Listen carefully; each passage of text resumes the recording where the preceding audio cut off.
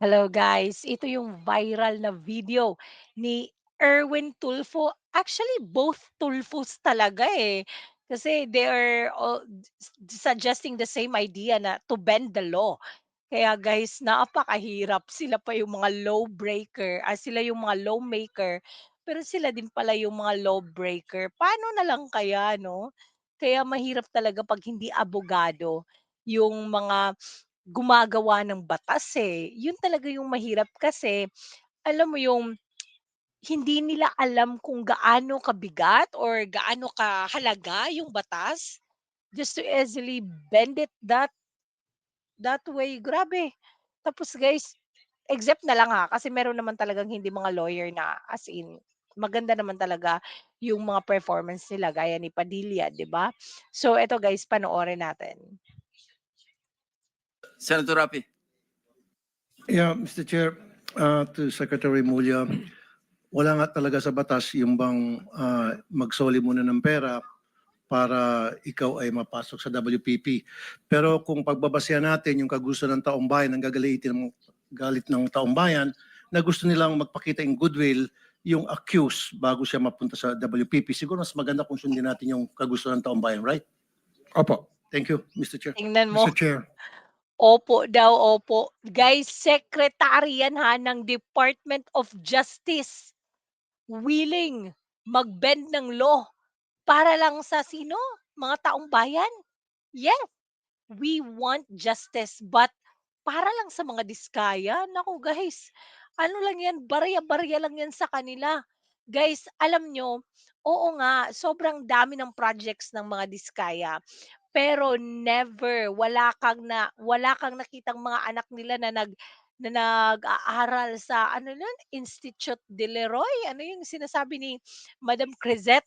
Wala, tapos wala silang mga jets, jet planes, mga gano'n-gano'n, wala. Yung mga sasakyan, magagarang sasakyan lamang kasi alam mo na, binibigay yun sa mga politicians, o 'di ba? Para mas madami pang more pa na mga projects dumating sa kanila. Pero guys, naku, barya lang yun compared kay Zaldico tsaka kay Romualdez talaga, 'di ba? Tapos sabihin niyo ibalik, goodwill, goodwill. Si Martin Romualdez yung sabihan niyo ng ganyan, naku, gusto kasi nila yung ano lang, maliliit na isda, yung sapsap lang tsaka botete yung mahuhuli, eh. There Yes, is also, Senator I would Tulfo. like to manifest that hindi ko alam kung nakikinig ho tayong lahat, yung sigaw ng taong bayan na libo-libo sa People Power Monument sa Luneta, hindi lang po ang pagnanakaw, they were also shouting, ibalik yung pera nila. And I believe the Secretary of Justice heard that. And I believe Malacanang heard that. Kaya nga po, dito po sa mga kontraktor, mga opisyal, isole ninyo ang pera ng taong bayan. Hindi po batas ang pinag-uusapan. Wala ho tayong pakialam sa batas. Sometimes, you have to bend the law to be able to please the people. Mas mataas po ang taong bayan sa batas. Am I right, Secretary Remulla? Yes, sir.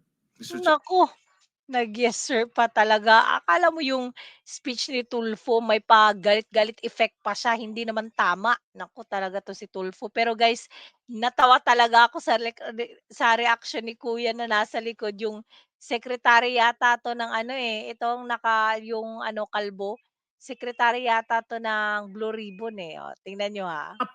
Wala ho tayong pakialam sa batas.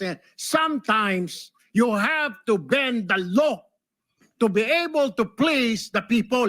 Mas mataas po ang taong bayan sa batas. Am I right, Secretary Remulla? Yan, oh. Tingnan niyo yung reaction niya, guys. We feel you po. Yan din po talaga yung nararamdaman namin sa sinabi ni Erwin Tulfo. Sometimes daw guys, we need to bend the law. So, kung napatay ko yung husband ko, napatay ako kasi ng bababae. Pwede ko rin gamitin yan, di ba? Sometimes, Mr. Erwin Tulfo, we need to bend the law. Kasi walang hiya, ng babae. Di pinatay ko.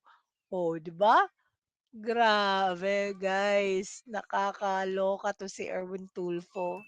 Yes, sir. Mr. Oh, Chairman. yes Thank you, sir. Mr. Yes sir. Chair. Second round, Senator Pangilinan. Just to lower the decibels and the stress that comes with high Ito din isa oh. emotions. No, si Ginoong Secretary Remulla, si Ginoong Hernandez halimbawa, sinurrender na sa ICI, no? Yung ilang vehicles at sinasabi niyang willing pa siyang mag-surrender ng Lamborghini. I mean, that's his voluntary act. If Engineer Alcantara will do the same voluntarily as a sign of goodwill, there is no law that prevents him from doing that. So Opo. therefore, we this restitution issue, while it is the law, does not prevent the government from being broader, mas malawak ang kanyang pag-implementa ng mga programa at mga batas, lalo na pag voluntary ang pagbigay ng mga malalaking, yung mga mamahaling sasakyan, voluntaring ilabas itong isurrender ang mga pondo, etc. Hindi po ba? Opo, sa karanasan ko kasi, pag inintay po natin yung court judgment na maging final para isurrender po ang lahat, eh baka wala, puti na mga mata natin, wala pa hong nangyayari. Kaya habang maaga po, we try to get as much para ho maibalik na po sa taong bayan yung dapat hong ibalik. In fact, yung pagbabalik is a sign of cooperation, which the courts will Ito kasi yung problema guys, yung mga diskaya guys, kung i-compare nyo 'to sa mga congressman na may kickback, guys sobrang layo. Yung congressman guys, as in ano yan, eh, yung, ano kasi dito sa amin sa Bisaya limpyo, ano yun sa malinis. Ano ba yan? Malinis na sa yung natatanggap nila na 25 to 30%, malinis na yun, eh. Yung sa mga diskaya guys, bibili pa sila ng mga materyales, 'di ba? If I'm not sure, it's like 30% na lang natitira sa kanila, bibili pa ng materyales, magsusweldo pa ng mga tauhan, tapos basta, if I know, maliit lang talaga yung sa mga diskaya, pero itong mga engineer na 'to, wala. Yang mga engineer, yang mga congressman, sila talaga yung dapat na unang magpalit ng pera. Hindi kasi nila yan naiisip kasi gusto talaga nilang idiin yung mga diskaya tsaka ano kasi 'di ba, mga senador kasi alam niyo na, utos sa taas. Naku guys, ayoko ng panoorin yan si ano, eh, Kiko Pangilinan, kayo na lang manood sa kanya.